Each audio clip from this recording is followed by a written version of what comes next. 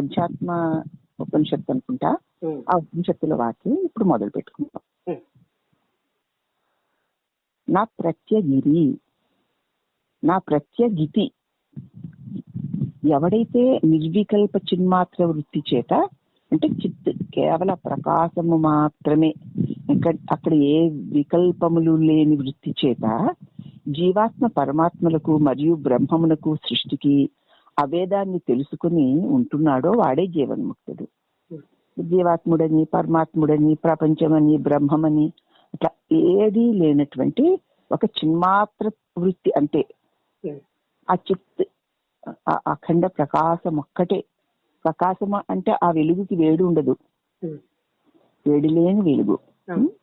ఆ చిన్మయ స్వరూపమునందే ఎవడైతే స్థితి కలిగి ఉంటున్నాడో అతడే జీవన్ముక్తుడు. సాధువులు పూజించినప్పుడు సంతోషాన్ని చెందక, దుర్మార్గులు బాధించినప్పుడు దుఃఖాన్ని చెందక, ఎవడు సదా సమభావంతో ఉంటూ ఉంటాడో వాడే జీవన్ముక్తుడు. మరి దుర్మార్గులు అన్నవాళ్ళు బాధించడం వాళ్ళ వృత్తి కదా, వాళ్ళ లక్షణం కదా. నుంచి ఆ దోష భావాలు ఏవో వస్తూ ఉంటాయి, మరి అవి వస్తున్నాయి కాబట్టి వాళ్ళని దుర్మార్గులు అంటారు. వాళ్ళ లక్షణం కాబట్టి వాళ్ళు అలా ఉంటారు అంతే అనుకుంటాడు తప్ప వాళ్ళు నన్ను బాధిస్తున్నారు అనుకోట్టు జీవన్ముక్తుడు. అలాగే మరి సాధువులేమో సద్గుణాలు కలిగిన వాళ్ళు పూజిస్తూ ఉంటారు, పొగుడుతూ ఉంటారు, నమస్కరిస్తూ ఉంటారు. అప్పుడేమో ఆహా నన్నే కదా అని సంతోషించదట. ఇది వీళ్ళ స్వభావం, అది వాళ్ళ స్వభావమును అంతే. వాళ్ళు అదే చేస్తారు. వాళ్ళు ఇంకోటి చేయాలని కానీ వీళ్ళు ఇంకోటి చేయాలని వాడు అనుకోడు కనుక వాటి పట్టి జీవన్ముక్తుడు సమభావంతో ఉంటాడు. అలా ఉన్నప్పుడు అతడు జీవన్ముక్తుడు అని మనం తెలుసుకుంటూ ఉండాలి. లోకమునందు భుజించుట, తిరుగుట, కూర్చుండుట మొదలగు వ్యవహారములు కలుగుతూ ఉన్నప్పటికీ ఎవరికైతే చిత్తము ఈ జగత్తునందు జగత్ వ్యాపారములందు ప్రవేశింపక సదా బ్రహ్మనిష్టమయమై ఉండునో వాడే జీవన్ముక్తుడు. తింటూ ఉంటాడు, తిరుగుతూ ఉంటాడు, పనులు చేస్తూ ఉంటాడు, కానీ అతడి చిత్తము మాత్రము ఈ జగత్తు విషయాల మీదకి ఏమాత్రము వెళ్ళదు. సదా తన స్వరూపమే బ్రహ్మనిష్టందే ఉంటుంది. తన స్వరూపంలో తాను ఉంటూ ఉండగానే దేహేంద్రియ మనోబుద్ధులు ఆయా వ్యవహారాలు చేస్తూ ఉంటాయి. కాబట్టి తన నిష్టలో తాను ఉంటాడు కనుక తన ధ్యాస దేహేంద్ర మనోబుద్ధుల యొక్క వ్యవహారాల మీదకి వెళ్ళదు. అది మనం ధ్యాస దాన్ని పెట్టకపోతే ఆ పని ఎలా అవుతుందని అనుకుదా మనం అనుకుంటాం. లేదత్తయ్య అవుతుంది, అలా అవుతుంది. కాబట్టి వాటితో ఏవో పనులు జరుగుతూ ఉంటాయి. ఏ పని అవ్వాలో ఆ పని అవుతూ ఉంటుంది. దాన్ని బట్టి అయ్యో అని గాని ఆహా అని గాని ఏమీ అనుకోకుండా హాయిగా సదా బ్రహ్మనిష్టతో ఉంటాడు.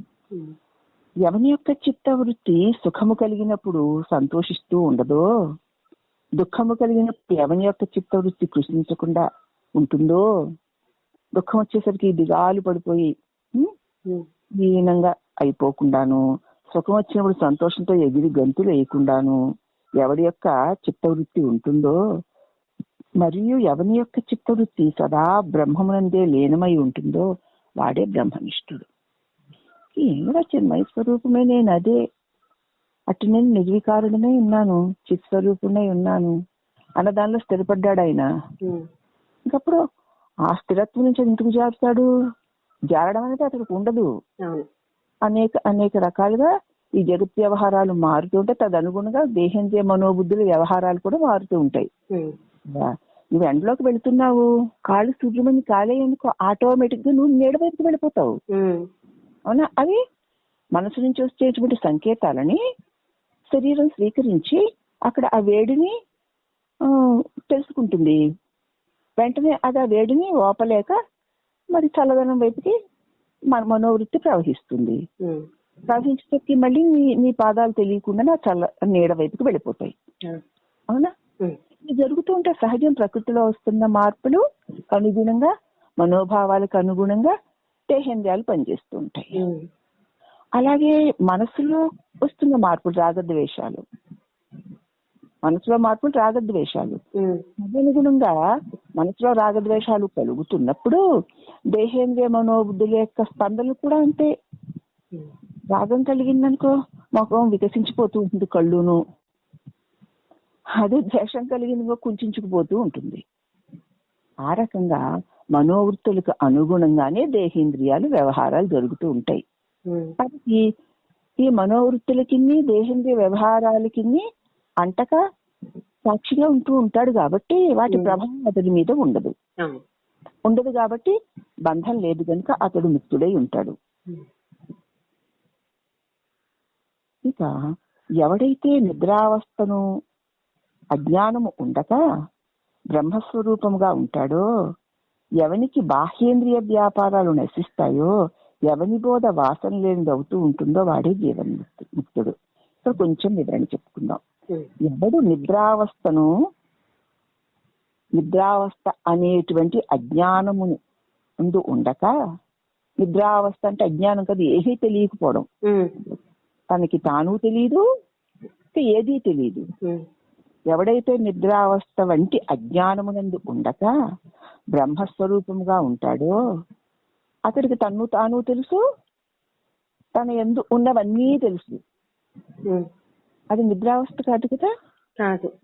ఎవరికైతే తన్ను తాను తెలుసుకుంటాడో అతడికి నిద్ర మెలకువలు ఉండవు. దాన్నే మనకు భగవాన్ అక్షరమణిమాలలో రేయిం బవలు లేని బట్ట బయటి ఇంట రమయింప చెయ్యదని మరుణాచల. రేయి అంటే నిద్ర, పవులు అంటే మెలకువ. అంటే నిద్రా మెలకువలు లేని, ఈ బాహ్యమైన నిద్రా మెలకువలు లేనటువంటి బట్టబయలు అంతటా వ్యాపించి ఉన్నటువంటి ఆ చిన్మయ స్వరూపముతోనే సదా రమించేలాగున ఉండని అరుణాచల అని ప్రార్థించారు కదా. ఇప్పుడు రేయుందా పవలుందా? ఏది లేదు. రేయి అంటే నిద్రావస్థ, పవలు అంటే జాగ్రత్త. ఎవడైతే తను బ్రహ్మస్వరూపుడై చిన్మయ స్వరూపుడై ఉంటాడో అతడికి రేయింబవుళ్ళు లేవు కాబట్టి నిద్ర మెలకువలు లేవు. అటువంటి వాడి ఎవని బాహ్యేంద్రియ వ్యాపారాలు నశిస్తాయో, ఎందుకంటే బాహ్యేంద్రియ వ్యవహారాలు నశిస్తాయంటే వ్యవహారాలు చెయ్యవని కాదు, వాటి పట్ల ఆసక్తి అనురక్తి నశిస్తుందో, ఎవని బోధ ఆ వాసన లేకుండా ఉంటుందో, బోధ అంటే ఇక్కడ తెలివి, ఏ వాసన లేదా తెలివే కేవల ప్రకాశమే ఉందంతే ఉంటుందో అతడు జీవన్ముక్తుడు. ఆకాశం ఎట్లా సకల వస్తువులతో చేరి ఉన్నప్పటికీ ఏ వస్తువును ఆకాశం అంటుకొని ఉండుట లేదో, ఆ ప్రకారమే రాగద్వేష భయాదులు కలవాని వలె ఇతరులకు కనిపిస్తూ ఉన్నను, ఎవరి యొక్క చిత్తము రాగద్వేష భయాదులు ఎందు ప్రవేశింపక స్వచ్ఛమై సదా బ్రహ్మచింతతో ఉంటుందో వాడే జీవన్ముక్తుడు. ఇక్కడ కొంచెం మళ్ళీ వివరణ. ఆకాశం సంగతి తెలుసు కదా, ఎలా సమస్త వస్తువులతోనూ ఉన్నా కూడా ఆకాశం వేటిని అంటకుండా ఉండడం మనం ఎరుగుతాం కదా. ఆ ప్రకారంగానే రాగద్వేష భయాదులు కలవాని వలె ఇతరులకు కనిపిస్తూ ఉంటాడు. ఆకాశంలో అనేక మబ్బులు, మేఘాలు, ఉరుములు, ఎండలు, వానలు అన్నీ వస్తూనే ఉన్నాయి, అన్నీ వెళుతూనే ఉన్నాయి, కానీ అవేవి ఆకాశానికి అంటడం లేదు. అలాగే జీవన్ముక్తి యొక్క వ్యవహారంలో రాగద్వేష భయకంపాదులన్నీ ఉన్నట్లు కనిపిస్తూ ఉంటాయి, అవి అతడికి లేవు. ఎందుకంటే అవి అతని దేహేంద్రియ మనోబుద్ధుల వ్యవహారాలు కాబట్టి ఆ వ్యవహారాలు అతడు కాదు గనక చూసేవారికి అది అతడు కలిగి ఉన్నట్లు కనిపిస్తాడే గాని. యోగానంద స్వామిని ఇలా చూసాం, మనం చూసాం కదా స్వయంగా, వేసినట్లు అమ్మో అని బాధపడుతున్నట్లు కనిపిస్తూ ఉంటారు. అవి ఆ దేహేంద్రియ మనోబుద్ధులు యొక్క ప్రారంభ సంస్కారానికి అలా స్పందిస్తూ ఉంటాయి. ఎందుకంటే దీనికి జ్ఞానోదయం కలగక ముందు ఏ ప్రారంభం కోసం ఆ శరీరం వచ్చిందో ఆ శరీరంలో ఇవన్నీ నిక్షిప్తమై ఉన్నాయి. అవి ఏమవుతున్నాయి అనమాట, అవి వ్యక్తమవుతున్నాయి. ఇప్పుడు అది చూసేవాళ్ళంటే అంత గొప్ప జ్ఞానికి అయ్యో భయం వేస్తుంది, అయ్యో రెండరా అది ఇది అదే ఆయన అంటున్నారంటే ఇంత జ్ఞానికి ఇదేమిటా అనుకుంటాం మనం చూడటానికి. అంతే కదా, జ్ఞానులకి అసలు దేహేంద్రియ మనోబుద్ధుల వ్యాపారాలే ఉండవని కదా మనం అనుకుంటున్నాము. వ్యాపారాలు ఉంటాయి, వాటి పట్ల అతడు నిర్లిప్తుడే ఉంటాడు. ఉమ్, కానీ మరి ఆ వ్యాపారాలను చూసి మనం అతడికి ఉన్నాయని అనుకుంటాం ఉమ్, కదా. ఉమ్, అవి అతడికి ఉన్నాయి, మరి మనకు కనిపిస్తున్నాయి. ఉమ్, కానీ అవి ఎట్టివి అంటే ఈ దేహము ఏ ఏ ప్రారంధాలు తీరిన తరువాత రాలవలసి ఉన్నదో అది ఆ దేహం పుట్టేటప్పటికే దానిలో దానిలో నిక్షిప్తం చేయబడి ఆ దేహం తయారైంది. ఆ, ఇందులో అది ఉంది. ఉమ్, అలా నెమ్మది నెమ్మదిగా దేహపతన సమయంలో ఏ ఏ భావాలు వ్యక్తం అవ్వాలి అవన్నీ అలా అలాగా వ్యక్తం అవుతున్నాయి. ఉమ్, అవునా? అవును అయితే ఆయన అప్పుడే దాని నుంచి విడిపోయి ఉన్నాడు. అవును. నోరిప్పితే మళ్ళీ ఆ బ్రహ్మానందం, నిత్యానందం అని ఆనంద స్వరూపం మాట్లాడారా ఆ స్వరూపమే. ఉమ్, కానీ ఎప్పుడైతే ఏ మాట మాట్లాడుకున్నా తన స్వరూపంలో ఉన్నప్పుడు దేశేంద్రియ మనోబుద్ధి లేక స్పందనలే మనకి బయటకు తెలుస్తూ ఉంటాయి. ఆ, వీటి స్పందనలే తెలుస్తుంది. మరి ఇంతవరకే మనం పరిమితమైపోయి ఉన్నాం కాబట్టి ఉమ్, అంతవరకే తెలుసుకోగలం. అంతే. ఆ పరిమితుల్ని మనం దాటి ఉంటే అపరిమితుల్ని కూడా మనం తెలుసుకోగలుగుతాం. ఉమ్, కాబట్టి అతడు అపరిమితుడయ్యే ఉన్నాడు. ఉమ్, మనం పరిమితులకు లోనై ఉండడం చేత ఆ పరిమితులకు లోనై ఉన్న దేహేంద్రియ మనోబుద్ధుల వ్యవహారాలు అతడివేనని మనం అనుకుంటున్నాం. ఉమ్, ఇప్పుడు క్లియర్ గా అర్థమైంది కదమ్మా. అర్థమైంది.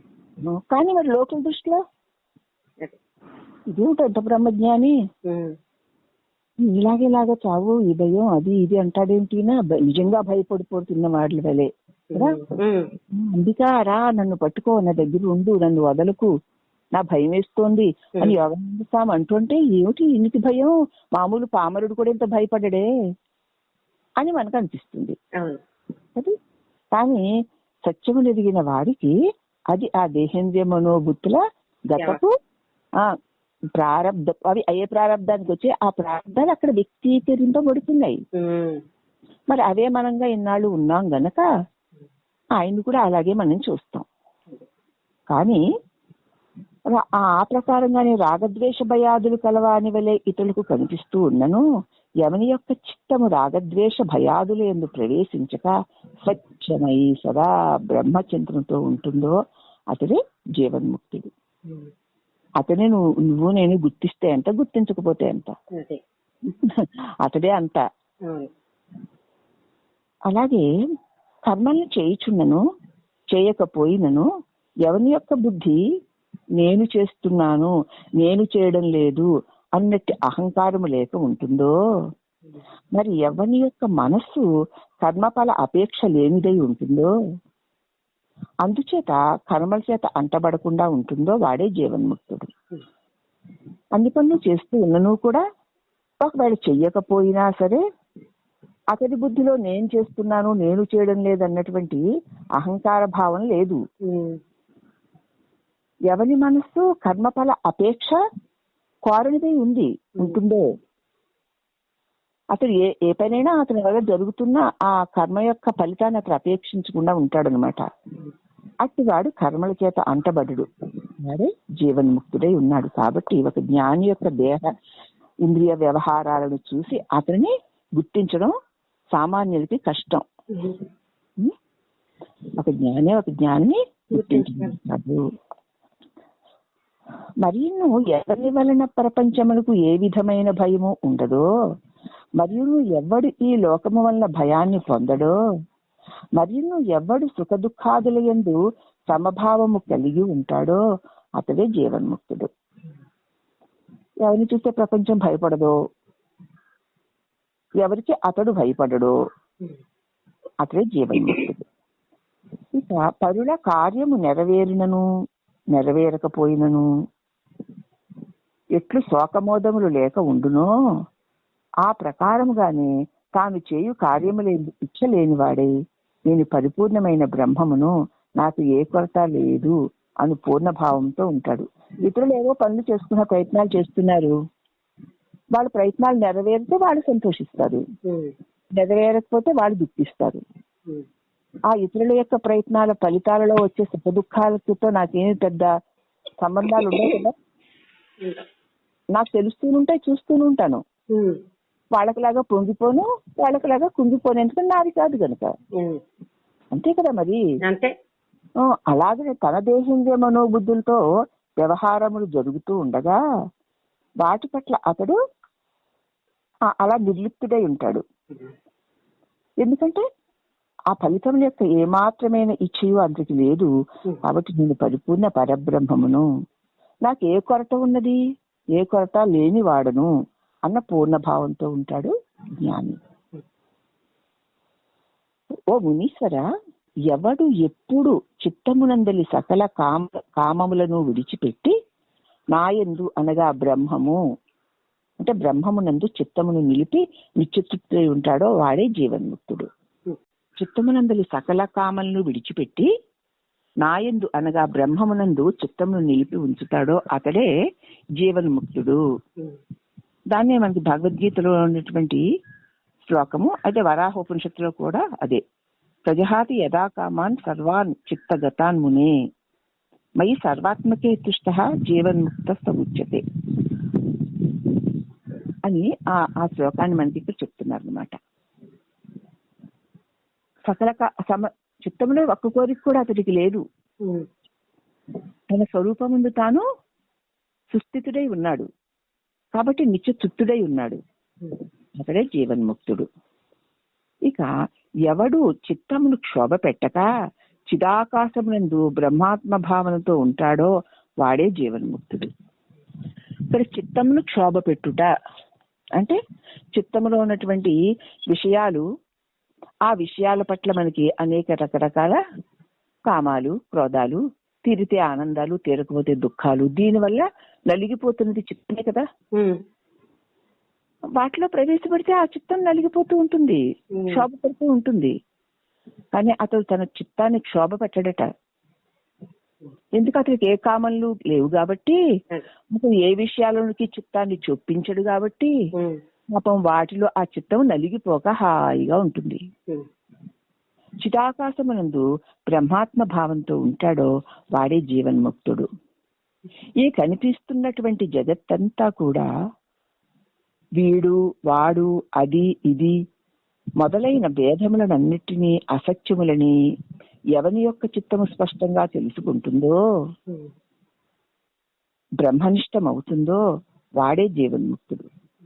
ఇది అని నా చేత తెలియబడేదంతయున్నో అసత్యమే, ఉన్నట్లుంటుందే గాని ఉండదు. ఎంత గొప్పదైనా సరే నా చేత తెలియబడే ఇది అని తెలియబడే, ఇది అది అంటూ ఏది తెలియబడినా సరే అదంతా కూడా అసత్యమేనని ఎవని చిత్తము స్పష్టంగా తెలుసుకొని బ్రహ్మనిష్టతో ఉంటుందో అట్టివాడే జీవన్ముక్తుడు. ఏదైనా నా చేత తెలియబడే కదమ్మా ఉండాలి. అంతే. ఆ తెలియబడేది ఎప్పుడు ఒకేలా ఉండడం లేదు కదా. మరి ఇంకెందుకు అని తెలుసుకొని తాను చిన్మయ స్వరూపుడై ఉంటాడు అతడు. తెలియబడే దాని పట్ల ఏ విధమైనటువంటి ఆశ, అహంకారం, మమకారాలు, కోరికలు లేకుండా ఉంటాడు. ఎందుకంటే ఉన్నట్టు అలా ఉంటుంది, కాసేపటికి ఉండదు. చూస్తూ చూస్తూ అనుభవిస్తూ కూడా అది క్షణంలో రకరకాలుగా మారిపోవడాన్ని ఎరిగి ఉండి కూడా దానిలో పడి దొర్లుతుందంటే అతడు మాయావే. అది అట్టిదేను, అది నేను కాదు కదా, నేను శాశ్వతులని తెలుసుకున్నవాడు మాయాతీతుడు. మాయాతీతుడు గనుక అతడు జీవన్ముక్తుడై ఉంటాడు. మాయ అతన్ని ఏమీ చేయదు. ఎవడు ఇంద్రియములు చిత్తము గలవాడై ఉండి కూడా వృత్తిరహితుడై ఉంటాడో వాడే జీవన్ముక్తుడు. అంటే చిత్తమందు ఎట్టి చింతలు లేవాయనికి, అతడే శుద్ధ చిత్తుడు. ఆ శుద్ధ చిత్తుడు ఎవడో జీవన్ముక్తుడు వాడే.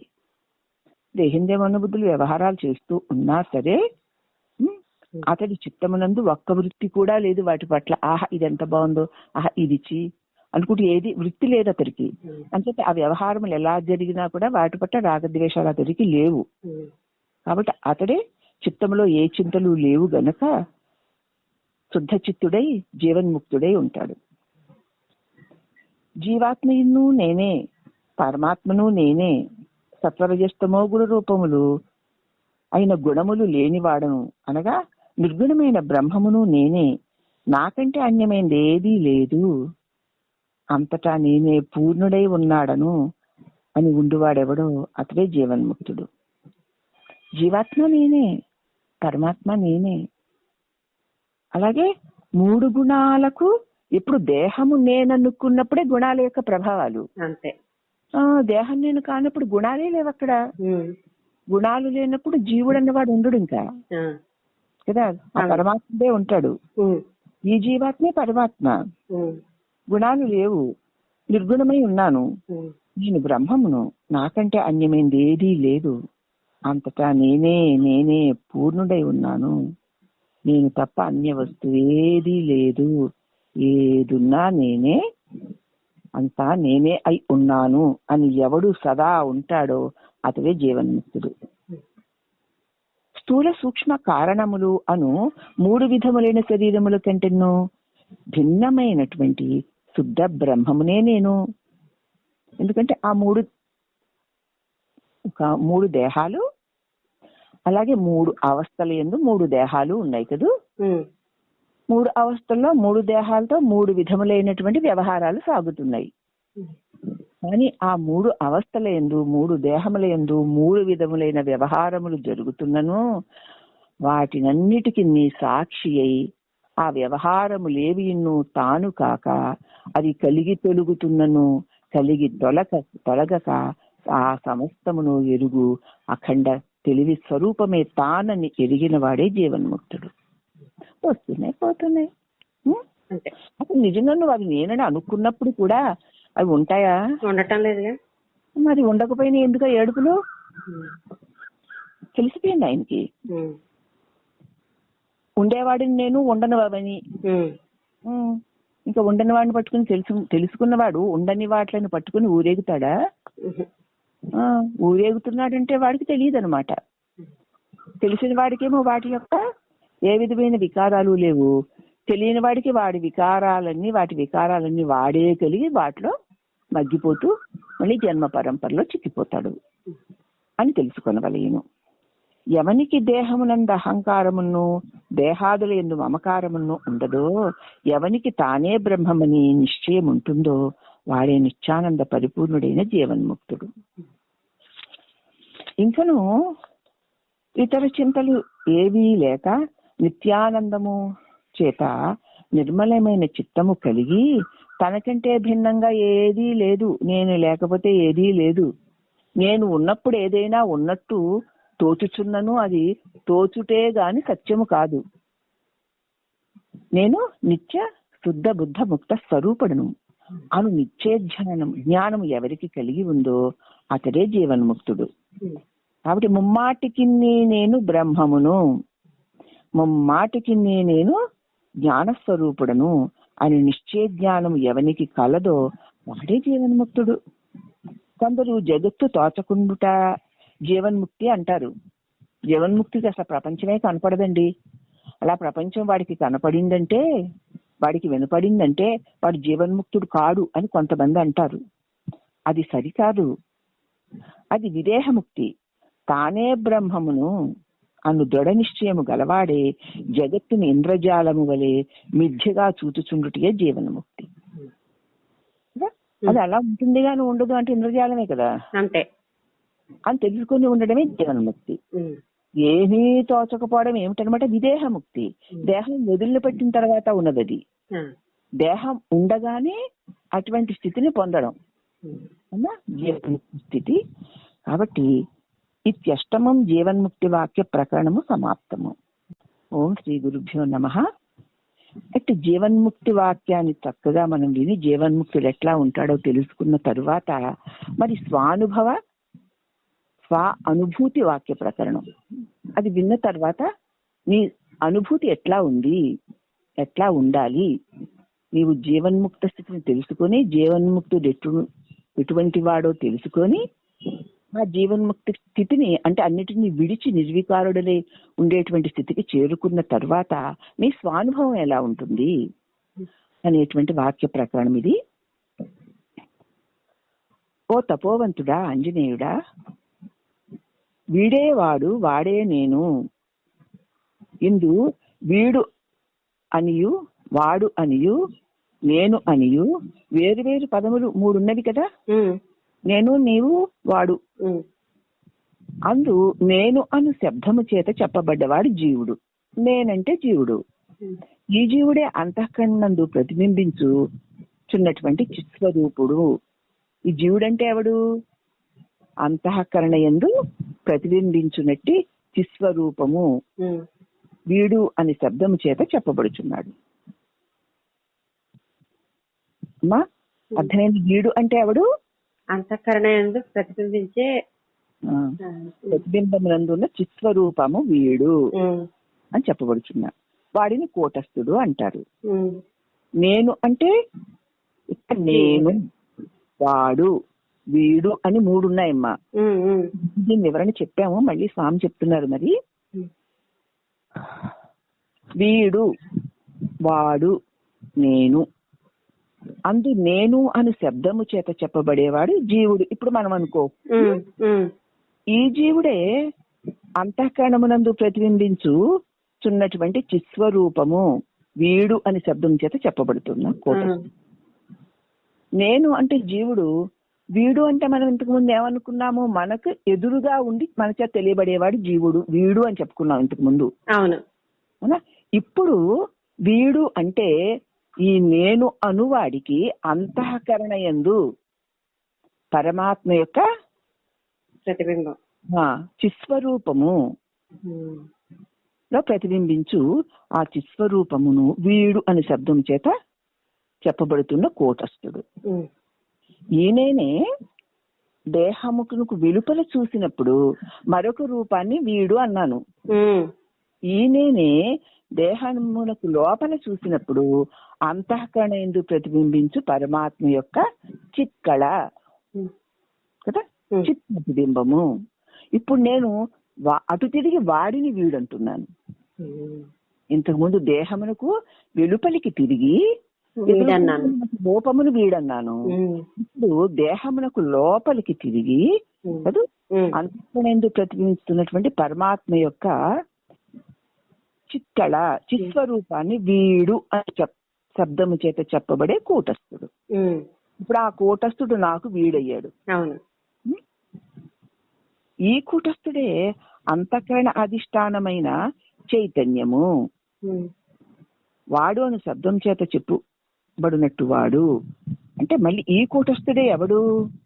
ఈ అంతఃకరణలో ప్రతిబింబించినటువంటి చిత్ ప్రతిబింబానికి ఆధారమైన చైతన్యము వీడే. మళ్ళీను అద్దంలో కనిపించే రెండో వాడు ప్రతిబింబము, బింబమే కదూ.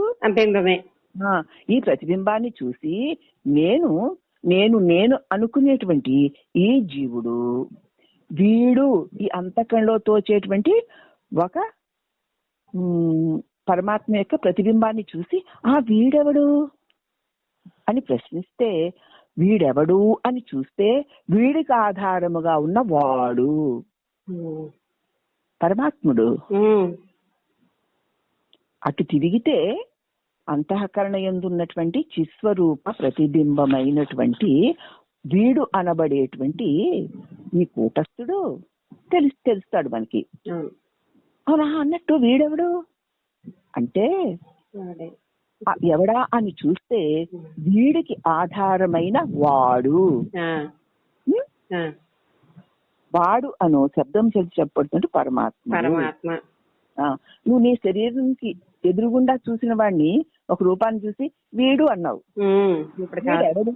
వీడెవడు అంటే పలానా వారి కుమారుడు అని చెప్పుకుంటాం. అవునా? వారి కుమారుడు అని చెప్పుకుంటాం. అలాగే ఇప్పుడు లోపల చూసినప్పుడు ఈ నేనుకి అంతఃకరణ యందు ప్రతిబింబించినటువంటి చిస్వరూప ప్రతిబింబము అతడే కూటస్థుడు అనబడివాడు. ఇదెవరా? వీడెవడు అని చూశాడనమాట ఈ నేను గారు. ఎవరో ఒకరక్కడ కనపడుతున్నారు, ఒక ప్రకాశ స్వరూపం. ఏమిటి ప్రకాశం అని చూశాడు. చూసేసరికి ఎలాగైతే ఆ కొలంలో ఉన్నటువంటి చంద్ర ప్రతిబింబాన్ని చూసి ఇది ఏమిటా అని పరిశీలిస్తే దీని యొక్క నిజస్వరూపం ఆకాశంలో ఉన్న చంద్రుడు అని తెలిసింది కదా. ఓహో వాడే వీడనమాట అని నేను తెలుసుకుంటున్నాను కదా. అలాగే ఈ నేను అంతఃకరణకి ప్రతిబింబించినటువంటి ఆ చిత్ప్రకాశమును వీడు అని చూసి వీడెవడా అంటే వీడే అదిగో వాడు. అతడే పరమాత్మ. ఈ పరమాత్మ మాయా అధిష్టాన చైతన్యమై ఉన్నది. ఈ జీవులకు క్షరుడనియు, కూటస్థునకు అక్షరుడనియు, పరమాత్మకు ఉత్తముడనియు నామాంతములు గలవు. ఇప్పుడు ఈ నేనన్న వాడికి క్షరుడు అంటే దేహం నేననుకున్న భావంతో ఉన్నాడు కదా. మరి వీడు క్షరుడు. ఇప్పుడు మన నేను క్షరుడు, నశించేవాడు. వీడే వాడెవడా అని తన యందు తాను చూసుకుంటే, అప్పుడు తన దేహము లోపల తాను చూసుకుంటే అక్కడ ఒక చిత్ప్రకాశం కనిపించింది. వాడు అక్షరుడు. ఈ వీడు ఎవడా అని చూస్తే వాడు అతడు పురుషోత్తముడు, పరమాత్మ. పరమాత్ముడైనటువంటి పురుషోత్తముడే అంతఃకరణయందు అక్షరుడనేటువంటి పరమాత్మని ప్రతిబింబమై ఉన్నాడు. ఆ పరమాత్మ ప్రతిబింబ చైతన్యము చేత దేహము చైతన్యీకరింపబడి తాను అక్షరులను ఎరుగక క్షరమైన దేహము తాననుకున్నటువంటి మన ఇప్పటి నేను జీవుడు. ఈ జీవుడు క్షరుడు, నశించిపోతాడు. మరి ఆ ప్రతిబింబమైనటువంటి ఆ కూటస్థుడు అక్షరుడు. ఈ అక్షరుడెవడా అని చూస్తే అదిగో ఆ పురుషోత్తముడే. వాడే ఈ మూడుగా ఉన్నాడమ్మా. అదే అయితే ఈ ఆఖరి మూడో దాన్ని పట్టుకుంటే ఏమవుతుంది? దేహమే నేను అనుకోవడం చేత ఆ భ్రాంతితో ఈ దేహాన్ని నశించిపోతే మరొక దేహాన్ని పట్టుకుంటున్నాడు వాడు. నేనన్న భావంతో చచ్చిపోతుంది కదా దేహం. అప్పుడు నేనన్న భావన మరొక దేహంతో చేరకుండా ఉండలేదు కనుక మరొక దేహం చేరి మళ్ళీ అక్షరుడుగానే బ్రతుకుతూ ఉంటాడు వాడు.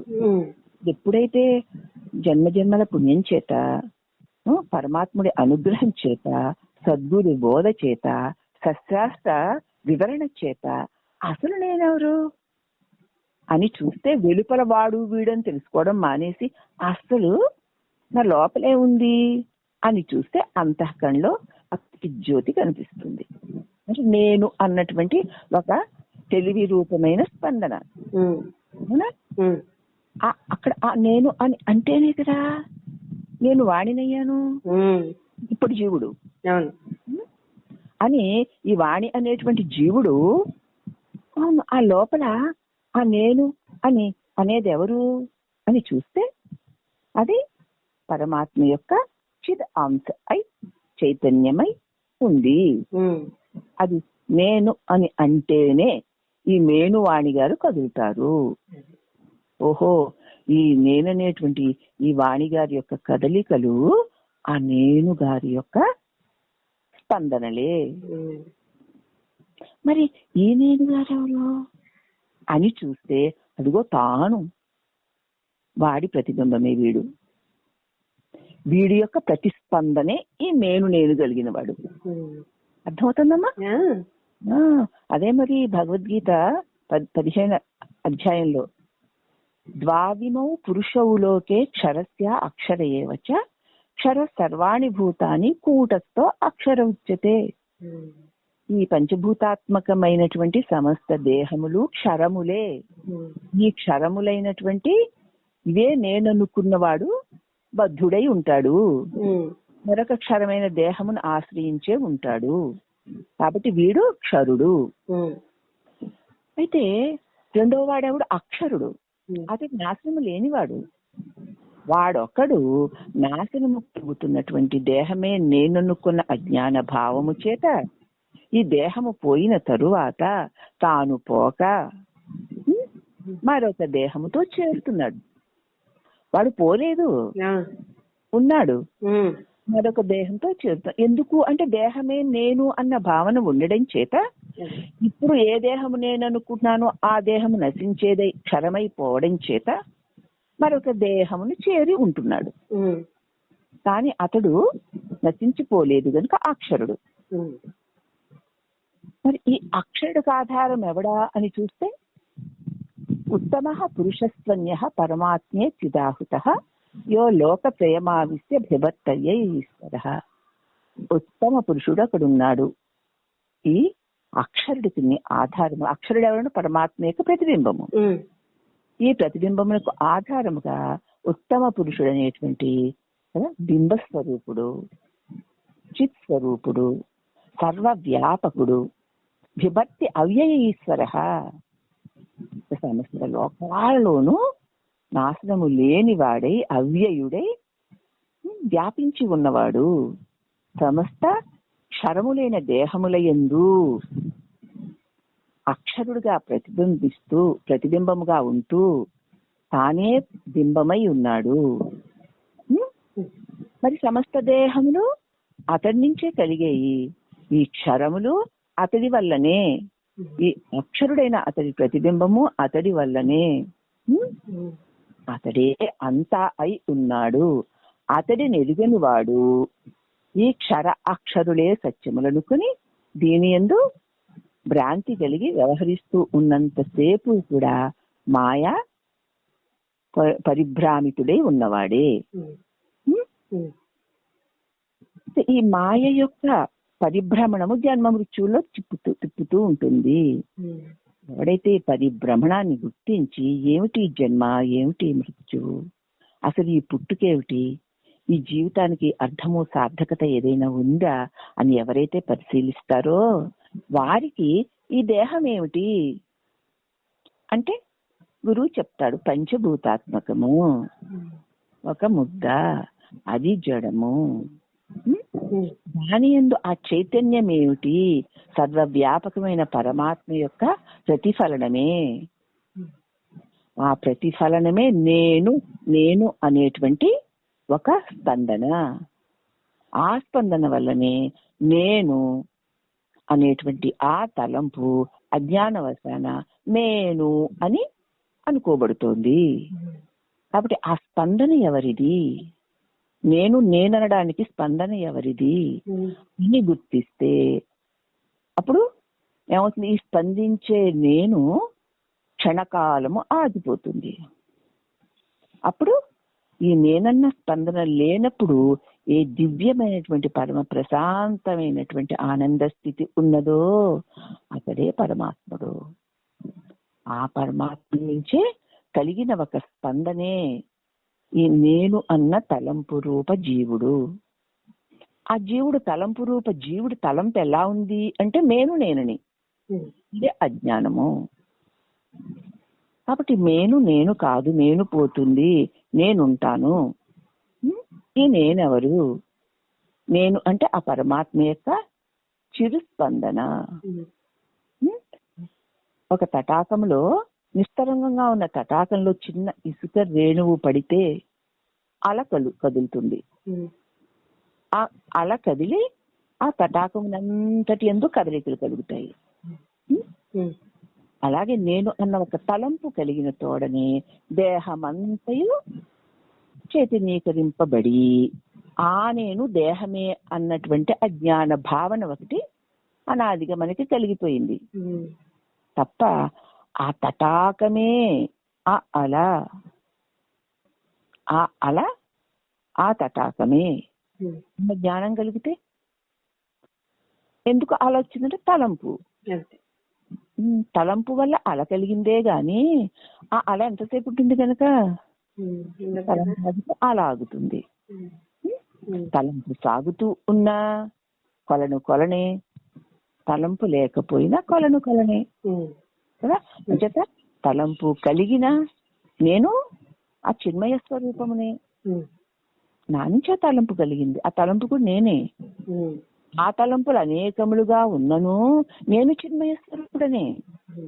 నా తెలివి ఎందుకు అనేకములు దృశ్యమవుతున్నాయి అంతే అని తన్ను తాను నేననుకున్న భావనని విడిచి నేనెవరా అని పరిశీలన చేస్తే తానే అంతా అనేక విధాలుగా అనేక రకాలుగా ఉన్నదంతా తానే ఎన్ని రకాలుగా మారినట్లు కనిపిస్తున్నాను. నేను మార్పు లేనివాడను, అట్టి నేను చిన్మయ స్వరూపుడను అనేటువంటి అనుభూతి కలుగుతుందన్నమాట.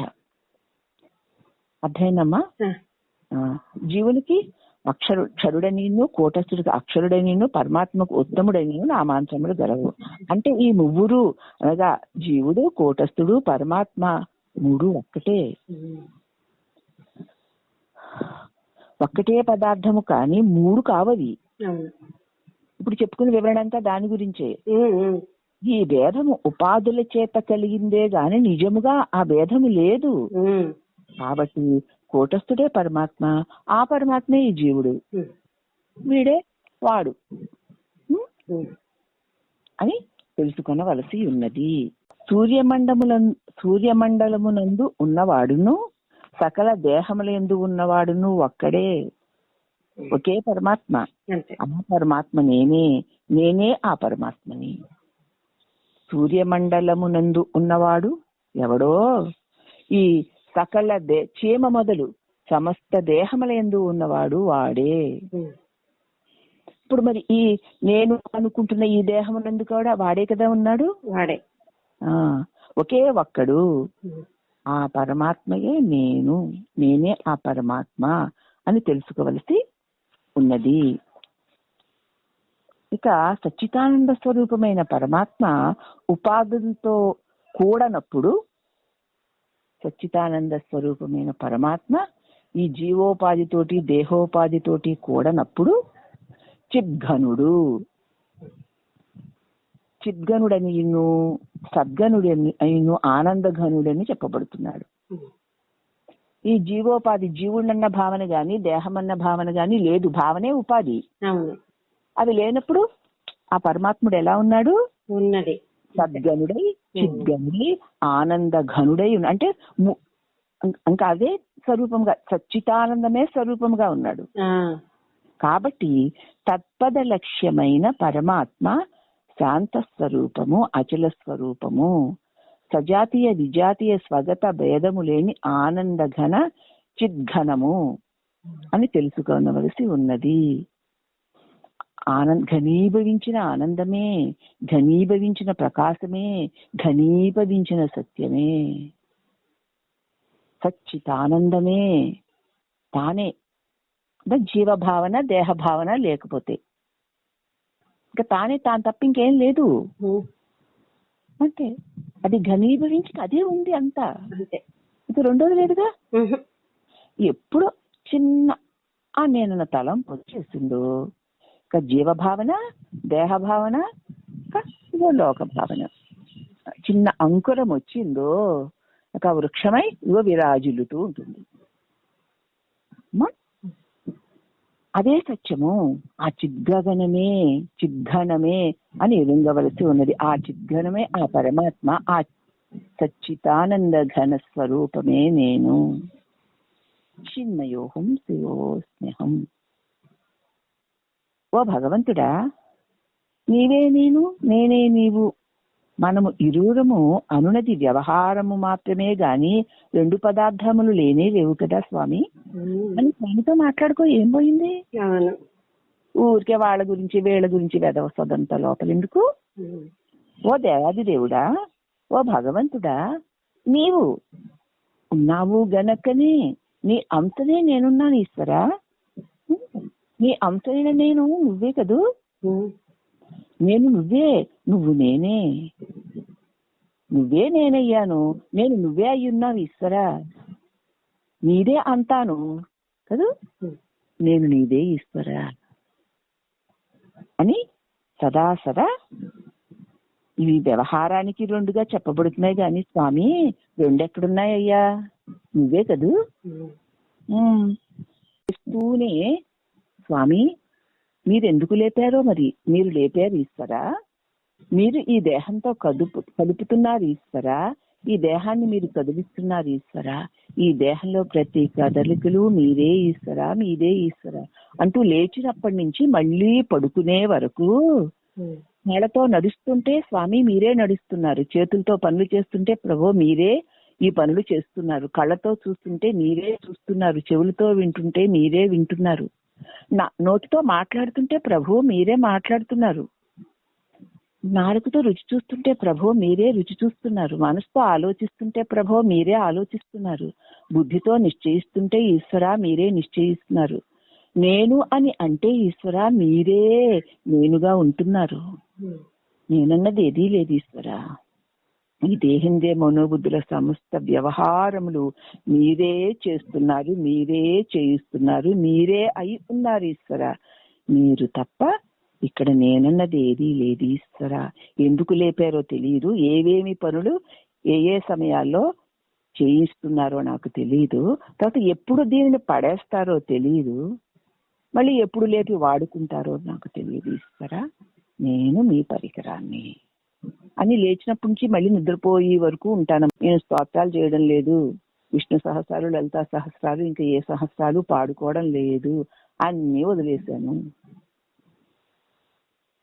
వదిలేస్తే ముందు ఈశ్వరుడే కదా. ఎంత ప్రార్థనలు స్తోత్రాలు చేస్తూ ఆయన వేరు నేను వేరు కదా. అదే ఇంకా నేను అక్కడ ఉంది. నేను దీనున్నయ్యను, నేను హీనున్నయ్యను, నేను అల్పున్నై ఉన్నాను, నన్ను రక్షు, నన్ను కాపాడు, నువ్వే రక్షకుడివి. ఎందుకు రక్షించాలి ఆయన నిన్ను? ఇక్కడ అసలు నేనే లేదు. అక్కడ నిన్ను ఎందుకు రక్షించాలంటున్నాను? అదే నేనేమన్నా నాశనం అయిపోతుంటే రక్షించాలి. ఆయన వాడుకుంటుంటే నన్ను వాడుకోవద్దు అంటున్నావు అన్నమాట నువ్వు. అర్థమవుతుందా నీకు? అర్థమైంది. ఆయన ఇష్టమే, ఆయన వాడుకుంటాడు. ఆయన నీకు ఇష్టం లేనివి నీ చేత చేయిస్తుంటే కష్టాలు తీర్చుంటావా? నీకు ఇష్టమైన చేయిస్తుంటే ఇష్టాలు ఇంకా బాగా చేయించుంటావా? మరి ఇంకేం దాసోహం? కాబట్టి ఇక్కడ ఏంటంటే నీవు అని నేను అని ఏ ఉత్తమ పురుషుని వల్ల నేను అన్నది తలంపు కలిగిందో అదే మెలకువ కదూ. ఎవరి వల్ల కలిగిందో ఆ మెలకువ మరి ఎందుకో ఈ నేనుకు తెలుసా? తెలీదు. ఈ నేనుతో ఎందుకు కలిపాడో ఆయన ఈ నేనుకు తెలుసా? తెలీదు. ఏ క్షణానికి ఏది ఎలా జరుగుతుందో ఈ నేనుకు తెలుసా? తెలీదు. దీని చేత ఆ పనులన్నీ చేయిస్తుంది ఆయన కదూ. ఆయనకు తెలుసా నీకు తెలుసా? ఆయనకే తెలుసు. కాబట్టి ఆయనే చేయించుకుంటాడు. ఆ పనులు చెయ్యవలసి ఉంది గనక నేను అని లేపాడు. అంతే. లేపి మళ్ళీ ఆ నేను తానే అయి ఉన్నాడు. ఉండి ఈ నేను కూడా అతడిదే కాబట్టి ఈ పనులన్నీ ఆయనే చేయించుకుంటున్నాడు. మరి ఇంకా నేనెవరు ఇక్కడ? లేనే లేదు. నువ్వు లేపితే లేచి కదా, నువ్వు పడేస్తే పడిపోయి నీ అవసరం కోసం లేపుకుంటున్నావు, నీ అవసరం కోసం ఈ శరీరంతో కలుపుకుంటున్నావు, నీ అవసరం కోసం ఈ శరీర ఇంద్రియాన్ని కదిలించుకొని ఆయా పనులు చేయించుకుంటున్నావు, నీ అవసరం తీరిపోయాక పడేస్తున్నావు. ఇక మధ్యలో నేనెవడు? నేను లేదు. కాబట్టి నేను లేను, నాది లేదు. నువ్వే నేను, నాది నీది అని ఉండడమే నిజమైన శరణాగతి. అదే నిజమైన జ్ఞానము కూడా. ఈ తలంపు రూపమైన నేను ఇక లేకుండా పోవడం, ఇటువంటి భక్తి నిజమైన జ్ఞానము అన్నారు భగవాన్ కదా. అనన్య భక్తి కదా. అనన్యా చింతయంతో మాం యో జనాః పర్యుపాసతే తేషాం ఇచ్ఛాభీష్టానాం యోగక్షేమం వహామ్యహం. ఇంకా అనన్యముగా నిన్నే చింతిస్తూ ఉన్న వాడికి యోగక్షేమాల గోలేమిటి? ఆయన చింతనలో యోగక్షేమాలను చింతించట్లేదు, అతడినే చింతిస్తున్నాడు. ఎవడు నన్నే చింతిస్తూ ఉంటాడో వాడివన్నీ నేనే చూసుకుంటాను చెప్పుకుంటున్నాడు ఆయన. మరి భగవద్గీత మనకి ఏది సూచిస్తోందో దాన్ని మనం అనుసరించడం అంటే ఒక్క శ్లోకాన్ని మనం అనుగుణంగా మనం మలుచుకోవడం అంతే. అదే అతడికి ఇచ్చుకోవడం. అతడికి ఇచ్చుకున్నాకే ఇంకా ఇతడెవడు లేడు కదా. అదే జీవన్ముక్త స్థితి. నేను లేకపోవడమే అంతే. అంచేత నేను సచ్చిదానంద స్వరూపమైన పరమాత్మ ఉపాధులతో చేరినప్పుడు చిద్గనుడని, సద్గనుడని, ఆనందగనుడని చెప్తున్నాడు చేరినప్పుడు. ఇక ఓ భగవంతుడా, నీవే నేను, నేనే నువ్వు, మనము ఇద్దరము అనున్నది వ్యవహారం కోసమే. ఇక్కడ రెండెవరైనా వ్యవహారం చేయాలి కాబట్టి ఎవరైనా నేను చేశానని అంటాం, కానీ మరి నేనా చేశాను కాదు కదా. అంతరంగంలో ఆయన అని ఉన్నది, వ్యవహారంలో నేను అని అన్నది. కాబట్టి నేను సస్వరూపుడను, నేను చిస్వరూపుడను, మరియును ఆనంద స్వరూపుడను, మరియును నేను శిథిలమగు స్వభావము కలిగిన వాడను కాను. ఈ శరీరానికి కదా శిథిలత్వము, అది నేను కాను. అదిను కాక నాకు దేశ కాలాదుల చేత ఏ విధమైన కొరత లేదు. ఈ దేశంలో, ఈ కాలంలో, ఈ దేహంతో ఇలా ఉంటే బాగుంటుంది, అలా ఉంటే బాగుండదు అనేది నాకేమీ లేదు. నేను పరిపూర్ణుడను, సచ్చిదానంద స్వరూపుడను, అజరుడను, పరిపూర్ణుడును అయి ఉన్నాను. అట్టి పరమాత్మనే నేను చిన్మయ స్వరూపుడను. అది ఎక్కడ లేదు గనుక అంతా అదే. ఇంకొక చోట లేకపోతే ఆ చోటికి వెళ్ళి అమ్మో ఇది నాకు బాగోలేదు అనాలి. ఇంకొక ఎప్పుడో లేకపోతే ఇప్పుడు ఉంది కాబట్టి బాగుంది అనాలి. అప్పుడు నేనే ఉన్నాను, ఇప్పుడు నేనే ఉన్నాను, అక్కడ నేనే ఉన్నాను, ఇక్కడ నేనే ఉన్నాను. నేను లేని చోటే లేదు, నేను లేని దేశమే లేదు, నేను లేని కాలమే లేదు కదా. ఈ దేశ కాలాలలో కలిగేటువంటి ఈ దేహాలు, ఈ రూపాల వల్ల నాకు వచ్చే ఫలితమే ఉంది. అసలు ఇది లేకపోతే నాకు వచ్చిన నష్టమే ఉంది. ఇప్పుడు ఏమీ లేకుండాను నేను ఉండగలను, ఉన్నాను. ఏవో ఉన్నా నేను ఉన్నాను. ఉన్నావా? నీ ఇంటి నుండా 10 మంది చుట్టాలు ఉన్నారు, అప్పుడు నువ్వు ఉన్నావు. ఎవ్వరూ లేరు, అప్పుడు నువ్వు ఉన్నావు. మరి ఇక నీకేం కొరత? కొరతుందా? ఏం లేదు. మరి ఏదో 10 మంది ఉంటే ఏదో పండగ కాబట్టి ఎంతో గొప్పగా సుఖంగా ఆనందంగా ఉన్నానని, ఏమీ లేకపోతే దీనంగా ఉన్నానని, దిక్కుమాలిన వాడిగా ఉన్నానని అని జ్ఞానం కలిగిన వాడు అనుకుంటాడా? అస్సలు అనుకోడు. ఏమీ లేకపోయినా నేను ఉన్నాను, ఏదేదో ఉన్నా నేను ఉన్నాను. ఆ ఉండడాలు ఉండకపోవడాలు తాత్కాలికాలు. కాబట్టి ఎప్పుడూ ఉండువాడను నేను.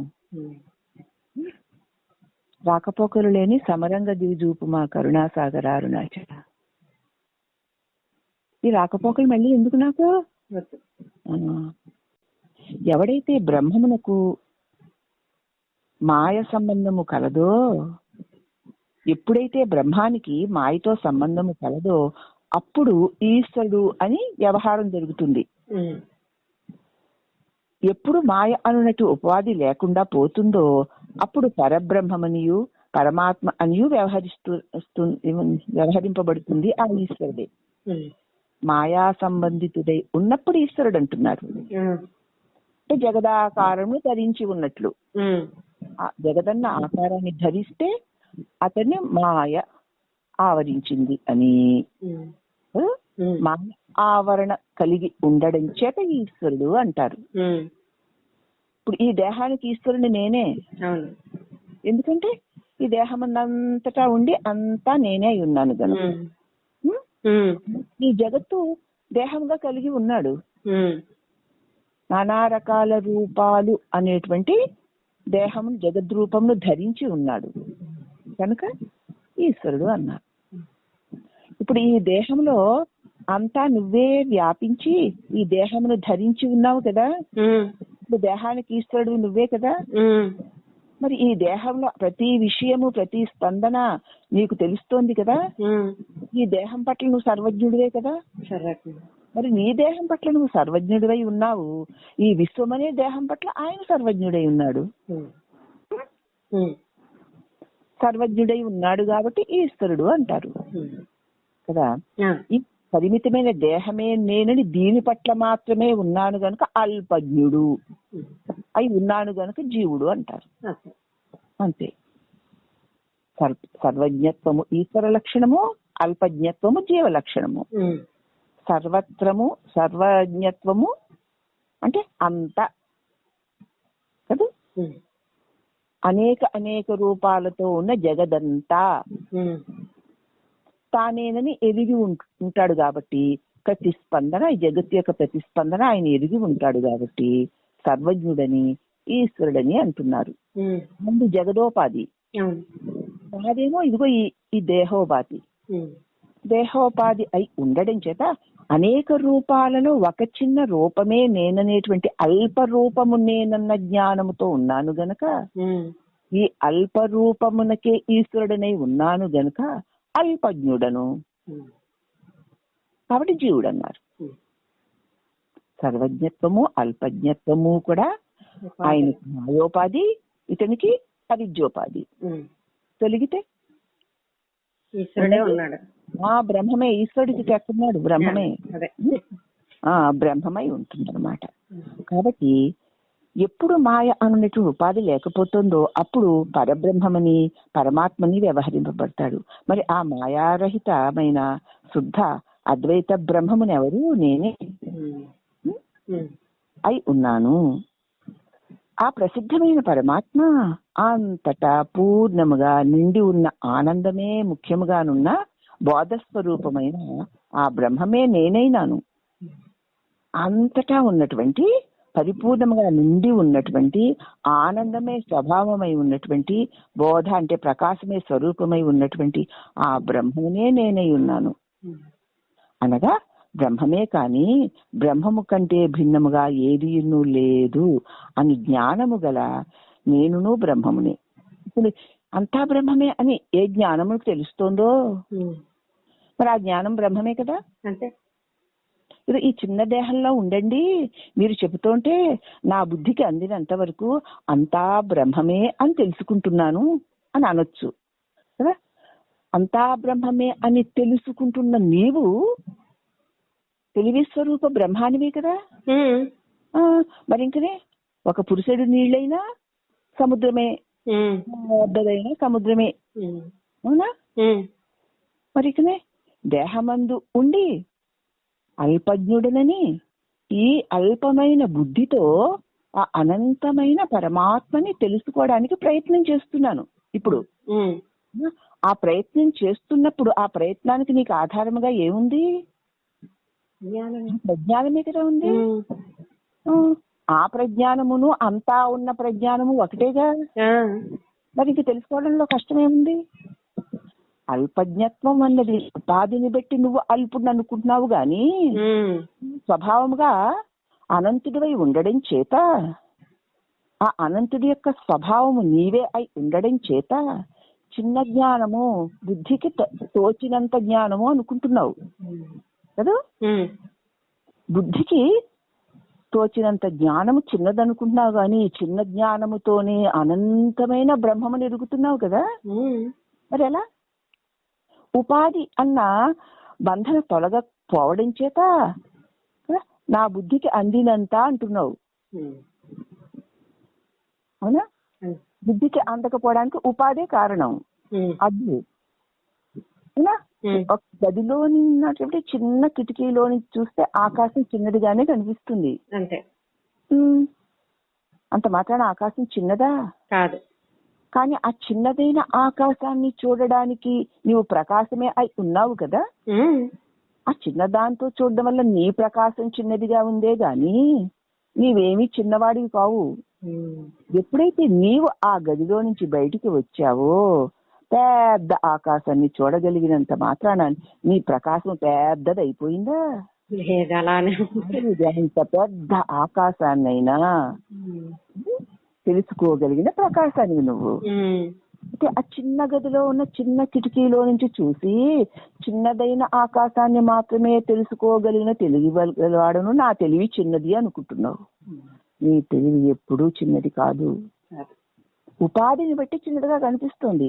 అదే నువ్వు బయటకు వస్తే మరి నీ చిన్న తెలివి కదా. మరి అంత పెద్ద ఆకాశాన్ని ఈ గది బయటకు వస్తే ఎలా చూడగలిగింది చిన్నదైతే? ఎప్పుడా ఆలోచించి చూసారా మీరు? అంత చిన్నదాల్లో ఇంత పెద్ద ఆకాశాన్ని ఎలా చూడగలుగుతుంది? ఎప్పుడు నీ తెలివి చిన్నది కాదు, చిన్నదైన ఇరుకు గొంతులో నుంచి చూడబట్టి చిన్నదిగా కనపడుతుంది.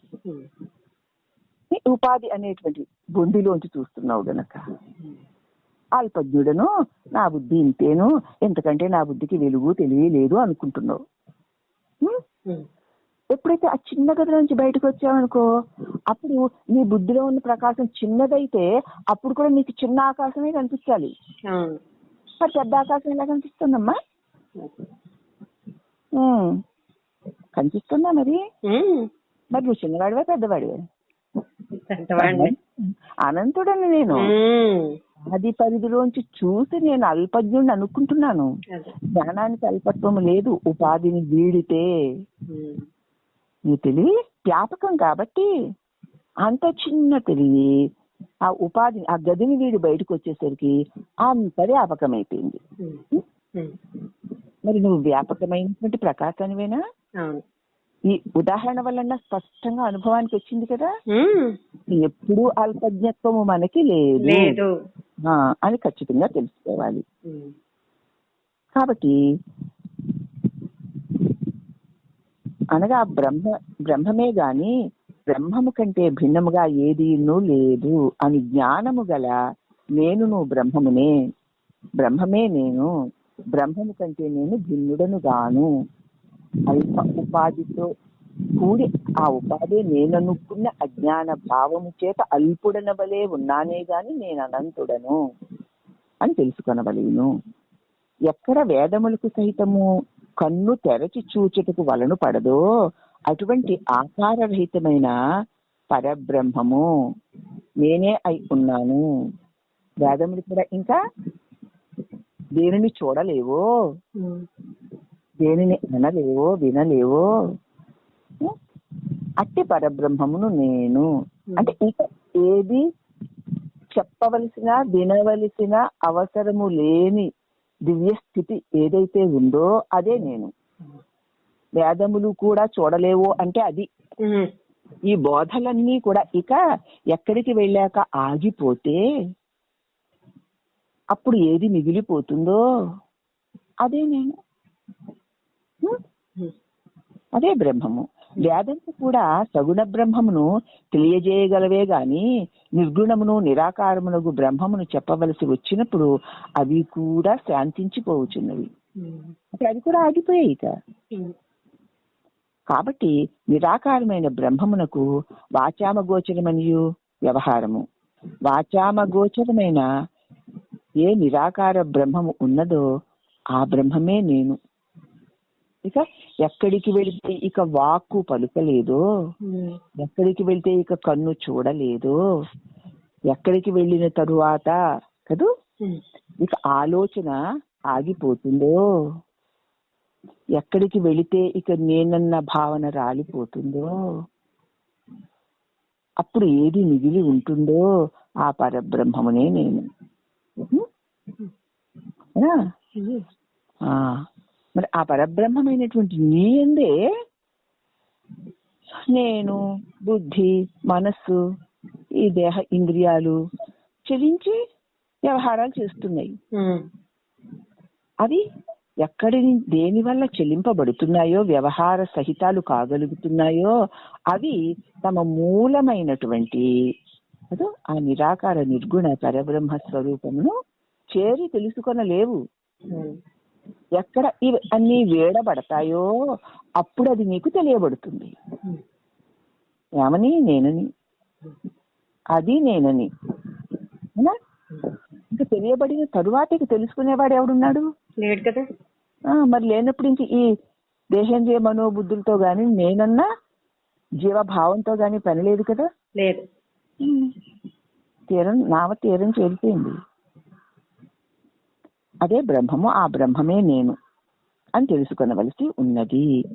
నామోత్తార తాపిని అనేటువంటి ఉపనిషత్తులోనిది చెప్తున్నారమ్మా. బ్రహ్మం సదా ప్రకాశిస్తూ ఉంటుంది. అట్లే నేను కాలక్రయం ముందు ప్రకాశిస్తున్నాను. నిన్న నేను రేపుల్లో నేను వాటిని తెలుసుకుంటూ ఉన్నాను కదూ. మరి బ్రహ్మమునకు అవిద్యయు అనగా అజ్ఞానము గాని, ఆ అజ్ఞానము యొక్క కార్యమైన సంసారము గాని లేదు. అంటే నేను నిన్నని, నేటిని, రేపుని తెలుసుకోగలిగిన తెలివి స్వరూపానికి ఆ నిన్న, నేడు, రేపుల్లో ఉన్నటువంటి దేహేంద్రియ మనోబుద్ధుల రాగద్వేషాది వ్యవహారాలు ఉన్నాయా? లేవు. ఆ ప్రకారమే నాకును అవిద్య గాని, అవిద్యా కార్యమైన సంసారము గాని లేదు. ఇంతకు ముందు ఆ వచ్చిపోయేవన్నీ నేననుకుని, ఆ చచ్చిపోయేవన్నీ నేననుకుని మాటల కోసం వెంపర్లాడాను. ఇవన్నీ వచ్చిపోయేవే, చచ్చిపోయేవే, వీటన్నిటినీ తెలుసుకునేటువంటి ఆ పరమ ప్రకాశాన్ని నేనని నన్ను నేను ఎరిగాను. ఇక నాకు సంసారం ఏమున్నది? లేదు. మరి పరమాత్మకు ఏ విధమైనటువంటి సంబంధము లేదు. నేను మరి అట్టి సంబంధరహితుడినే కదా ఈ జ్ఞానము కలిగితే. ఎందువల్లనగా బంధం అజ్ఞానం వల్ల కలిగింది. నేను అజ్ఞాన రహితుడిని అయిపోయాను కాబట్టి నాకు బంధం ఉన్నదా ఇప్పుడు? లేదు. కాబట్టి ద్వైత బుద్ధి మనస్సుకు సంబంధించింది. మరి మనస్సు నా వల్ల ఉంది కానీ నేను మనస్సును కాను కదా. ఆ ద్వైతం ఆ మనసు లక్షణం. కాబట్టి నాకు ఎవ్వడును ద్వైతము, నాకెన్నడును ద్వైతమే లేదు. పరబ్రహ్మము కూడా ఏకమేవా ద్వైతం బ్రహ్మ అని చెప్పబడింది చెప్పబడింది కదా, ద్వైత రహితమే. మరి నువ్వు బ్రహ్మము ఆనంద స్వరూపము. మరి నేను బ్రహ్మమునై ఉన్నాను గనక నాకు దుఃఖము లేదు గనక నేను ఆనంద స్వరూపుడను. వచ్చిపోయే వాటిలో నేను చేరితే నాకు దుఃఖం, నేను చేరడం లేదు కాబట్టి దుఃఖం లేదు. దుఃఖం లేకపోవడమే ఆనందం, ఆనంద స్వరూపుడు. కాబట్టి సర్వముకు అధిష్టానమైనటువంటి ఏ చిత్ స్వరూపమైతే ఉందో ఆ చిన్మాత్రునగు శుద్ధ బ్రహ్మమునే నేనై ఉన్నాను. ఆ పరబ్రహ్మమేదో ఆ పరబ్రహ్మమే రామచంద్రుడు, అదే సత్యము. మరి ఆ పరబ్రహ్మమైన ఆ రామచంద్రుడే నేనై ఉన్నాను. ఇందులకు ఏ సందేహము లేదు సుమా. అమ్మో రాములు వారేంటి నేనై ఉండటం సంతోషించకు, ఇందులకు సందేహము లేదు. పరంజ్యోతి స్వరూపమైన ఆ బ్రహ్మమే రామభద్ర అను 4 అక్షరముల మహామంత్ర రూపముగా కలిగి ఉన్నాడు. ఆ రామభద్రుడు నేనే, రామభద్రుడను నేనే. మా అంటే పరమాత్మని, మా అంటే జీవుడని. రామ అంటే జీవాత్మయే పరమాత్మ అని. అటువంటి జీవాత్మయే పరమాత్మ అయి భద్రముగా ఉన్నటువంటి ఆనంద స్వరూపుడే రామభద్రుడు. ఇది మా అనే జీవుడు రా అనేటువంటి పరబ్రహ్మంలో కలిసి పరమభద్రమైన ఆనంద స్వరూపుడై ఉన్నాడు కదా. మరి ఇప్పుడు మరి నేను రామభద్రుడే కదా. ఆ పరబ్రహ్మమునకు నిత్యమనియు సత్యమనియు శుద్ధమనియు బుద్ధమనియు ముక్తమనియు పరమానందమనియు అనంతమనియు అద్వయమనియు పరిపూర్ణమనియు అనేక విశేషములున్నవి. అనేక రకాలుగా దాని గురించి చెప్పుకుంటాం. ఈ విశేషములన్నీ ఆ పరబ్రహ్మ రూపమును చక్కగా మనకు తెలుపుటకే, వివరణగా తెలియజేయడానికే. ఎట్లంటే బ్రహ్మము నిత్యము అనగా ఎప్పుడునూ నాశనము లేకుండా ఉంది. మరియు బ్రహ్మము సత్యము అనగా 3 కాలాల్లోనూ ఉంది. మరియు బ్రహ్మము శుద్ధము అనగా మాయా సంబంధము లేకుండా ఉంది. మరియు బ్రహ్మము బుద్ధము అనగా జ్ఞాన స్వరూపమై ఉంది. మరియు బ్రహ్మము ముక్తము అనగా అవిద్య లేనిదై ఉంది, అనగా అజ్ఞానము లేనిదై ఉంది.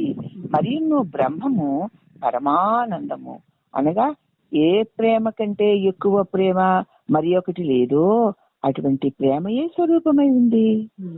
మరియు బ్రహ్మం అనంతము అనగా దేశము చేత గాని కాలము చేత గాని వస్తువు చేత గాని వేరు చేయుటకు వీలు లేనిదై ఉంది. మరియు బ్రహ్మము అద్వయమై ఉంది అనగా బ్రహ్మమున కంటే భిన్నముగా మరొకటి లేనే లేదు. మరియు బ్రహ్మము పరిపూర్ణము అనగా అంతటా నిండి ఉంది. ఇటువంటి ఏ పరబ్రహ్మమైతే ఉన్నదో ఆ బ్రహ్మమే రాముడు, ఆ రాముడే నేను. అనగా బ్రహ్మమునకును రామచంద్రుకును నాకును భేదము లేదు. నేను అని అంటున్నానంటే దేనివల్ల? రాముడి వల్ల, అంటే పరమాత్ముడి వల్ల. పరమాత్ముడి వల్ల నేనని అంటున్నాను. ఈ నేను అని అనడానికి ఆధారమైన వాడు పరమాత్ముడు. ఆ పరమాత్ముడే నేను అని అంటున్నాడు, అనిపిస్తున్నాడు. ఇప్పుడు అతడు అంటుంటే, అతడు అనిపిస్తుంటే నాకు నేను అంటున్నట్టు నాదన్నట్టు అనిపిస్తుంది. ఇది అజ్ఞానం. అతడు అనిపించకపోతే అనడమే లేదు అంటే అతడే ఇతడు. అవునా? నేనంటున్నానమ్మా అంటే మరి నేనేనా అంటున్నాను? నేనే అంటున్నాను, నువ్వు అంటున్నావా? నేనే అంటున్నాను. మరి రాముడే నేనంటున్నాడు. రాముడే నేననాలి. నేను రాముడే, రాముడే నేను. రామా నువ్వెవరు అంటే నేను రాముడిని అంటాడు. నేను రాముడు, రాముడు నేను. రాముడు అంటే పరమాత్మ, నేనంటే జీవుడు. నేను రాముడు, రాముడు నేను. మరి అర్థమైందా? నువ్వే నేను కదా. మరి ఇప్పుడు ఆయన్ని రామా నువ్వెవరు అన్నామనుకో, నేను రాముడిని అన్నాడు. అక్కడ నేను రాముడు 2 ఉన్నాయి కదా. ఉన్నాయి. రాముడు అంటే ఎవరు? నేనే. పరమాత్మ నేనే. నేనంటే ఎవరు? రాముడు. ఉమ్, రాముడిని అడుగుదాం ఇంకొకసారి. ఉమ్, రామా నువ్వెవరు అంటే నేను రాముణ్ణి అన్నాడు. రామా నువ్వెవరు? నేనే. రామా నువ్వెవరో అంటే నేనేనండి అంటాడు. ఉమ్, అవునా? ఉమ్. ఉమ్. మరి నేనంటే ఎవరు? రాముడే. ఆ. రాముడు అంటే ఎవరు? నేనే. నేనే. ఏమండి రాముడు అంటే ఎవరండి అంటే రాముడు ఏమంటాడు? నేనేనండి అంటాడా లేదా? ఉమ్, అంటాడా? అంటాడు. నేనంటే రాముడు అనమాట. ఉమ్, రాముడంటే నేననమాట. ఉమ్, అదే వ్యవహారానికి నేనంటాను, అదే రాముడినే ఉంటాను. ఉమ్. ఉమ్. అవును. వ్యవహారం చేస్తున్నప్పుడు ఎవరు చేస్తున్నాను? నేను చేస్తున్నాను అంటాను కదా. ఉమ్, నా వ్యవహారానికి నేను ఉమ్, కదా. ఉమ్. వ్యవహారం లేకపోతే రాముడిని రాముడే ఇస్తాను కదమ్మా. ఉమ్. మరి బాగుంది. రూపవర్ణాధికం సర్వం విహాయ పరమాత్మ విత్ పరిపూర్ణ చిదానందైక రూపేణ అవతిష్టతే. తీర్థ మోహార్ణమోహత్వ రాగద్వేషాది రాక్షసాన్. యోగి శాంత సమాయుక్త ఆత్మా రామో విరాజతే. ఈ మోహార్ణం అనేటువంటి రాగద్వేషాలన్నిటి నుంచి విడిపడి తాను చిన్మయ స్వరూపుడునై ఎదిగి ఆత్మయందు ఆరామముగా విరాజిల్లుతున్నాడట యోగి. అతడే రాముడు. ఈ రూపవర్ణాలన్నీ కూడా, నామరూపాలన్నీ కూడా విహాయ పరమాత్మవిత్ నా ప్రకాశమందే ఉన్నట్లు తోచుచున్నవి. అట్టిన పరిపూర్ణ చిదానంద స్వరూపుడను, పూర్ణ చిదానంద స్వరూపుడై ఉన్నాను. నాయందే ఈ రూపవర్ణాలన్నీ కూడా పరమాత్మ విత్ నా ప్రకాశంలోనే ఉన్నట్లు కనిపిస్తున్నాయి. నేను పరిపూర్ణ చిదానంద స్వరూపుడను. అట్టి నేను ఆత్మారామో విరాజితే. నేను రాముడినై విరాజిల్లిపోతున్నాను. వ్యవహారమునకు నేను అంటున్నాను అంతే. వ్యవహారం అయ్యాక రాముడే. మరికనే రాముడు అంటే ఎవడు? పరమాత్మ. రామ పరబ్రహ్మమా సద్గురుదేవా. నేను రామ పరబ్రహ్మమును. వ్యవహారమునకు నేను, వ్యవహారం చెయ్యడానికి నేను. కానీ ఈ నేను యొక్క వ్యవహారానికి పరికరం. ఈ నేను పరమాత్మకు పరికరం. వ్యవహారం అయింది, పరికరం ఏమవుతుంది? పక్కకి పోతుంది. ఆత్మారామో విరాజితే. నేను రాముడినే విరాజిల్లిపోతున్నాను. వ్యవహారానికి నేనని వచ్చి నేనుని తీసుకుని వ్యవహారం చేస్తాను. వ్యవహారం అయిపోయింది. నేనున్న పరికరాన్ని వదిలేసింది. ఇక ఆ నేను కూడా తాను తొలగిపోయింది. అంతే. ఏం మిగిలిపోయింది? రామమే. ఇది రామభద్రుడి యొక్క నిజస్వరూప స్వభావము. ఆ ఆత్మారాముడను నేనే అయి ఉన్నాను అని తెలుసుకొనవలసి ఉన్నది. కాబట్టి ఆ రామచంద్రునికును నాకును ఏ భేదము లేదు. ఆ రాముడే పరబ్రహ్మము, ఆ రాముడే నేను అనగా బ్రహ్మమునకును ఆ రాముడుకును నాకును భేదము లేదు అని సదా మనము మన స్వానుభూతి వాక్యం ద్వారా మనం అనుభూతి చెందుతూ ఆ అనుభూతి ఎందు మరల మనల్ని మనమే రమింప చేసుకుంటూ ఉండవలసి ఉన్నది. చిన్న శ్లోకం చెప్పి ఈ పూటకు ఆగుతానమ్మా. జాగ్రత్త స్వప్న సుషుప్తుల యందు బోధ్య భోక్తృత్వ భోగస్వరూపముగా ఏది ఉంటుందో, మెలకువలోను నిదుర స్వప్నములోను సుషుప్తిలోను భోగ్య కృత భోగస్వరూపముగా ఏది ఉంటుందో దానికి నేను వేరైన వాడను. మెలకువలో గాని కలలో గాని అనుభవించేవాడు, అనుభవింపబడేది, అనుభవింపబడము అనేటువంటి ఒక కల్పనాత్మకమైన క్రియ ఏదైతే జరుగుతూ ఉంటుందో దానికి నేను వేరైన వాడను, దానిని ఎరుగుతున్నవాడు నేనన్నవాడు ఒకడు లేచి నాది నాదంటూ ఏదేదో చేసి దానిని తాను తనకేనా అనుభవిస్తూ ఉంటాడు. ఆ లేచి వచ్చిన నేను అతడు చేస్తున్న నాదని చేసే పనులు, ఆ పనుల వల్ల వచ్చేటువంటి ఫలితాన్ని భోగించే ఆ నేను అన్నవాడు నేను కాదు.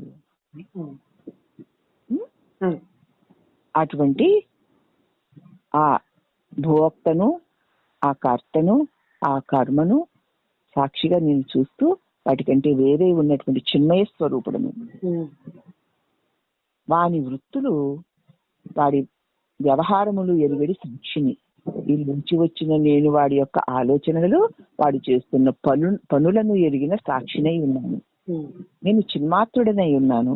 నేను నిత్య మంగళ స్వరూపుడనై ఉన్నాను. శరీరత్రయములకు విలక్షణమైన పరమాత్మనే నేను.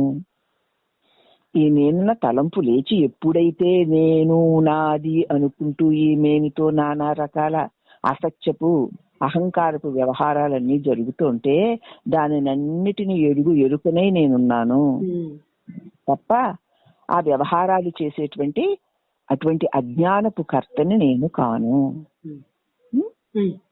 అని తెలుసుకోవాలి. అయితే తెలుసుకుంటే ఇప్పుడు వీడికి అజ్ఞానం ఎలా పోతుంది?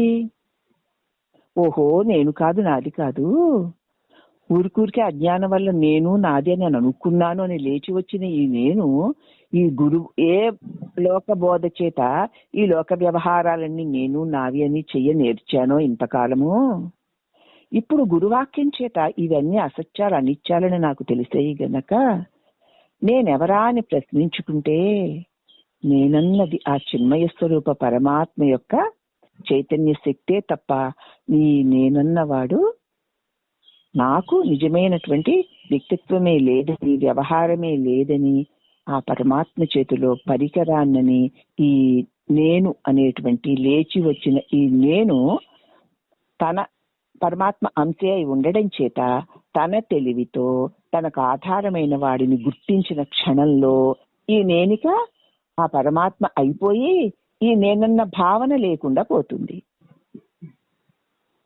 తన్ను తాను మింగినటువంటి ఆనంద స్వరూపుడికి చేయవలసిన పనేమున్నది అన్నారు భగవాన్. తన్ను తాను మింగుట అంటే ఏమిటి? తన ప్రతిబింబమైనటువంటి ఈ జీవుడు తన స్వరూపమైనటువంటి ఆ దేవునిలో చేరిపోయాడు. అవ్యయానందుడు. అతడికి చేయవలసిన పనేమున్నది? ఏమీ లేదు. కాబట్టి ఈ నేను ఎవరిది? అనంత స్వరూపుడిది. అతడే వీడు అని ఈ నేను చెప్పుడు తన స్వరూప జ్ఞానం కలిగిందో అప్పుడు ఇక్కడ తాను ఆ బ్రహ్మమే అయిపోతున్నాడు. అట్టి తాను నిత్య మంగళ స్వరూపుడను, శరీరత్రయమునకు విలక్షణుడనై ఉన్నాను అని ఈ నేనిక నేను నేనని అనక, నేను నేనని అనుకోక తానుగా మిగిలిపోతాడు. అప్పుడు అతడికి ఈ శరీరత్రయం యొక్క వ్యవహారమేదీ లేనివాడై ఉంటాడు. ఆ వ్యవహారముల యందు ఏమాత్రము తాను తగులు కొనక ఉంటాడు. అప్పుడు ప్రారంభం తీరి ఆ వ్యవహారం చేసేటువంటి ఈ దేహము రాలిపోయినా తాను చిన్మయుడై కదా, చావు పుట్టుకులేని పరబ్రహ్మమై నిత్యుడై శాశ్వతుడై ఉంటాడంటే ఇప్పుడు కూడా నేను అదే అని తెలుసుకుంటే ఎప్పుడూ నేను అదే ఉండడమే ఈ మానవ జీవితం యొక్క ఈ ముముక్షు. ఇప్పుడు మనం ముముక్షులమై ముక్తిని కోరువారమై ఉన్నాం గనక అట్టి మన దివ్య లక్ష్యము, ఇంకా లక్ష్యం ఏమిట్లే, ఆ చిన్మయ స్వరూపమే మనమై ఉన్నాము అని స్వానుభూతిని తెలుసుకున్నటువంటి బోధ వల్ల కలిగిన స్వానుభూతిని మరల మనము మననం చేసుకుంటూ ఉండడమే అని ఇంతవరకు కైవల్యోపనిషత్తు యొక్క శ్లోకం చెబుతున్నారు. రేపు చెప్పుకుందామమ్మా.